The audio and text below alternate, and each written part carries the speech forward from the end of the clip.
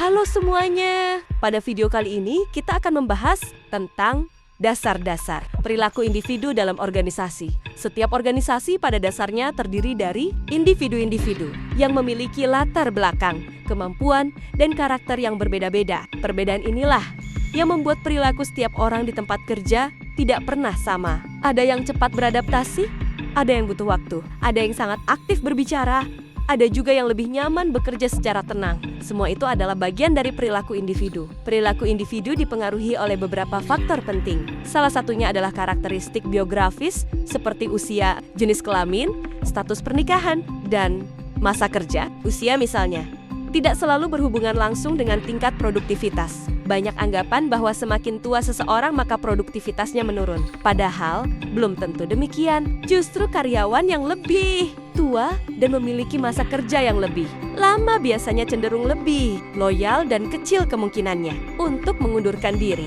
Mereka juga umumnya memiliki pengalaman yang lebih matang dalam menghadapi masalah di tempat kerja. Begitu juga dengan karyawan yang sudah menikah. Mereka cenderung lebih stabil, lebih jarang mangkir, dan memiliki tingkat komitmen yang lebih tinggi terhadap pekerjaannya. Selain faktor biografis, kemampuan juga sangat berpengaruh terhadap perilaku individu. Kemampuan adalah kapasitas seseorang untuk melaksanakan berbagai tugas dalam pekerjaannya. Kemampuan ini bisa berupa kemampuan intelektual seperti berpikir, menganalisis, dan memecahkan masalah, maupun kemampuan fisik yang berkaitan dengan stamina dan keterampilan teknis. Ketika kemampuan seseorang sesuai dengan tuntutan pekerjaannya, maka kinerjanya akan lebih optimal dan ia akan merasa lebih puas. Sebaliknya, jika pekerjaan tidak sesuai dengan kemampuannya, maka bisa timbul stres, ketidakpuasan, dan penurunan kinerja. Kepribadian juga menjadi faktor penting dalam membentuk perilaku individu. Setiap orang memiliki pola karakter dan sifat yang unik. Ada yang percaya diri,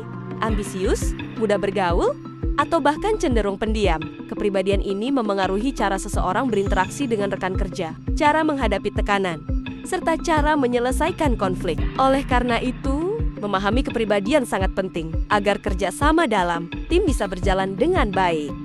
Selain itu, persepsi turut menentukan bagaimana seseorang bertindak. Persepsi adalah cara individu menafsirkan atau memaknai suatu situasi. Dua orang bisa melihat kejadian yang sama, tetapi memiliki penilaian yang berbeda. Misalnya ketika mendapat kritik dari atasan, ada yang menganggapnya sebagai motivasi untuk berkembang, tetapi ada juga yang menganggapnya sebagai serangan pribadi. Perbedaan persepsi inilah yang sering memengaruhi sikap dan perilaku seseorang dalam organisasi. Sikap terhadap pekerjaan juga tidak kalah penting. Sikap mencerminkan bagaimana seseorang berpikir, merasakan, dan bertindak terhadap pekerjaannya. Jika seseorang memiliki sikap positif, maka ia akan bekerja dengan penuh tanggung jawab dan semangat. Namun jika sikapnya negatif, maka hasil kerjanya pun bisa terpengaruh. Dari sikap ini muncul yang disebut kepuasan kerja, yaitu perasaan positif terhadap pekerjaan yang dijalani. Semakin tinggi kepuasan kerja seseorang, maka semakin kecil kemungkinan ia untuk meninggalkan pekerjaannya